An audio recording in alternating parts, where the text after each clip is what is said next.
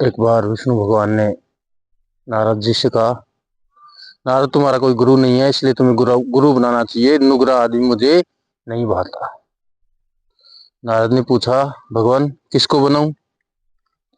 कल सुबह समुद्र के किनारे जाना, जो पहला व्यक्ति मिले उसे ही गुरु मान लेना। ठीक है भगवान। सुबह नारद जी गए समुद्र किनारे, तो वहां एक झाड़ू निकालने वाला व्यक्ति उन्हें दिखाई दिया और नारद जी को बहुत घृणा हुई कि इसको गुरु बनाऊं। सारी बात विष्णु भगवान से कह सुनाई कि भगवान मुझे तो सुबह सुबह वो व्यक्ति मिला जो झाड़ू लगाता है, बहुत छोटा व्यक्ति है, उसे गुरु कैसे बना सकता हूँ? विष्णु भगवान ने कहा, मैंने कहा था जो पहला व्यक्ति होगा वही तेरा गुरु होगा। तूने अपने गुरु का अपमान किया है, इसीलिए तुझे 84 लाख योनियों में भटकना पड़ेगा।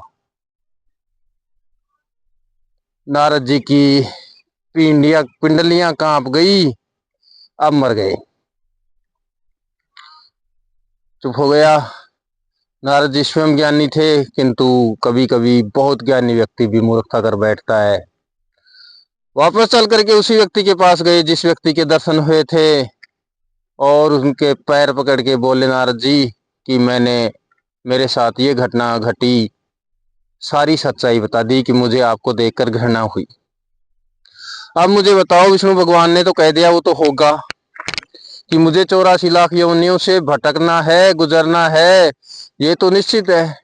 किंतु हे गुरुदेव, जब आप मेरे गुरु हैं तो इस समस्या का समाधान आप ही खोजेंगे। तो जिसको गुरु बनाया था उस स्वीपर को, झाड़ू लगाने वाले को, उसने मुस्कुरा के कहा, कोई बात नहीं नारद जी, मैं आपको उपाय बताता हूँ, वो कर लेना, आप मुक्त हो जाएंगे। फिर नारद जी को थोड़ा सा संभव हुआ कि यार ये उपाय बताएंगे, किंतु मरता क्या नहीं करता। ठीक है बताओ गुरु जी। आप विष्णु भगवान के पास जाइए और 84 लाख योनियों का नक्शा बनवा लीजिए, पहले किस में जाना, फिर किस में जाना, फिर किस में जाना। और जैसे वो नक्शा तैयार कर दे, आप अपनी वीणा उठाएं और नक्शे के एक तरफ से दूसरी तरफ गुजर जाए, नारायण नारायण करते हुए आपको उस श्राप से मुक्ति मिल जाएगी। बोले संभव है? बिल्कुल संभव है।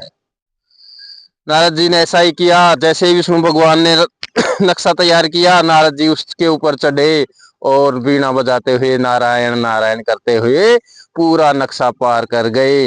विष्णु भगवान ने मुस्कुरा के कहा, अबे बता किसने बताया था उपाय? बोले भगवान गुरु जी ने। कौन सा गुरु? बोले जो स्वीपर, जिसे मैंने स्वीपर मान करके जिसका सम्मान नहीं किया था। तो मेरे दोस्तों, गुरु होना चाहिए और गुरु का सम्मान भी होना चाहिए। गुरु होना और गुरु का सम्मान होना दोनों ही हमारे जीवन को सफलता की ओर ले जाते हैं।